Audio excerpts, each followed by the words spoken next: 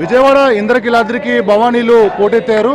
భవానీ దీక్ష విరమణకు ఇంద్రకీలాద్రికి భారీగా భవానీలందరూ కూడా చేరుకుంటా ఉన్నారు. మొత్తం అన్ని క్యూ లైన్లు కూడా భవానీలతో కిటకిటలాడుతూ ఉన్నాయి. జై దుర్గా నినాదం చేసుకుంటూ మొత్తం ఇంద్రకీలాద్రి అంతా కూడా మారుమోగిపోతా ఉంది. మనతో పాటు కొంతమంది భవానీలు ఉన్నారు, వాళ్ళని అడిగి తెలుసుకుందాం.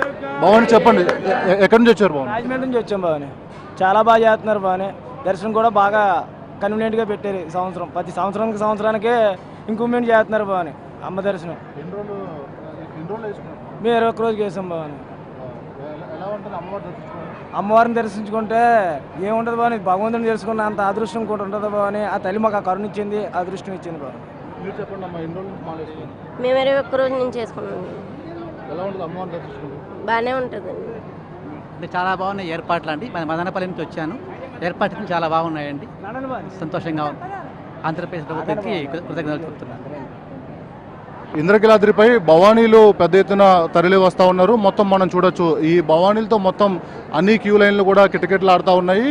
మొత్తం అటు ఇంద్రకీలాద్రి అంతా కూడా ఎరుపుమయంగా మారిందని చెప్పొచ్చు. మొత్తం అటు నవరాత్రులు ముగిసిన నేపథ్యంలో అటు సామాన్య భక్తులతో పాటు ఇటు భవానీలు కూడా ఇంద్రకీలాద్రికి భారీగా తరలి వస్తూ ఉన్నారు. అటు 2 తెలుగు రాష్ట్రాల నుంచి భవానీలు పెద్ద ఎత్తున తరలి వస్తున్న నేపథ్యంలో ఆలయ అధికారులు కూడా అన్ని ఏర్పాట్లు చేశారు. ఎటువంటి అవాంఛనీయ సంఘటనలు జరగకుండా మొత్తం తిరుమల తిరుపతి తరహాలోనే కంపార్ట్మెంట్లను ఏర్పాటు చేసి భవానీలందరూ కూడా లోపల పంపిస్తూ ఉన్నారు.